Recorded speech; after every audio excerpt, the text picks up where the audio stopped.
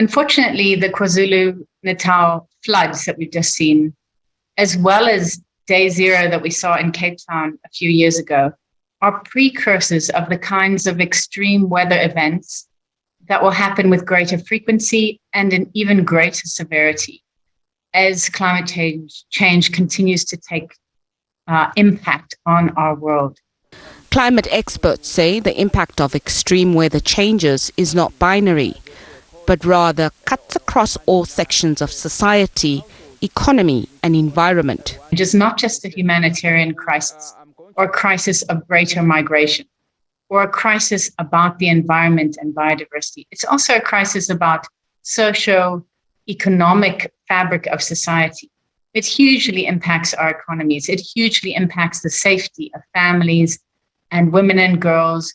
For the Minister of Forestry, Fisheries and Environment, collective effort is needed to combat the impact of future natural upheavals. There's been a perception that climate change is something that is going to happen in the future.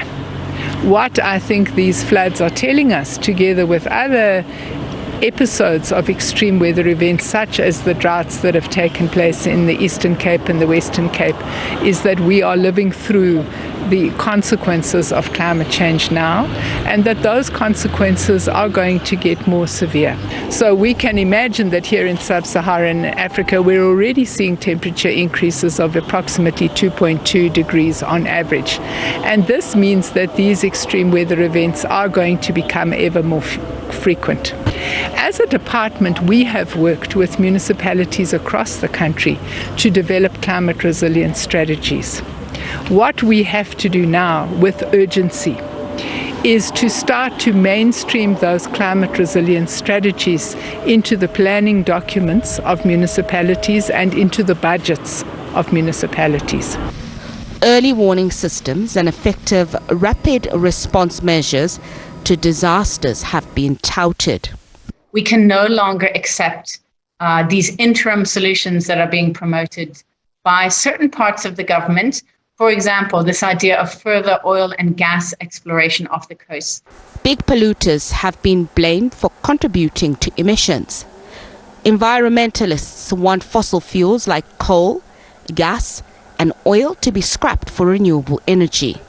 We also need to make sure that our public finance institutions are no longer funding coal, oil, and gas. We need to transition away from these dirty fuels as soon as possible if we are to avoid future disasters like we've seen unfold in KwaZulu-Natal. That's completely unacceptable. We cannot literally afford it in terms of the economics of our country. We also can't afford it in terms of the impact of climate change. So really, we must join up government decision-making, government's transparency, the democratic process, and our voices as citizens, as communities who consume energy.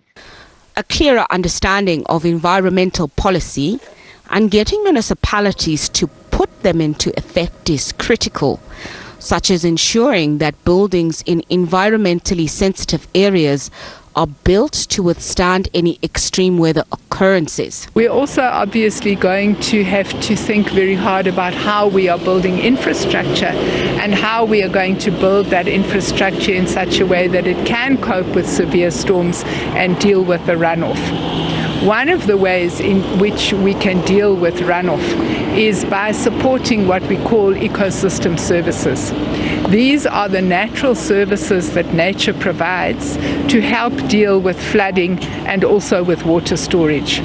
In Southern Africa, as the weather conditions fluctuate, urgent climate change strategies are needed from all sectors of society to effectively combat the devastating impact it's having on vulnerable communities such as those in KwaZulu-Natal, the Eastern Cape and the Northwest.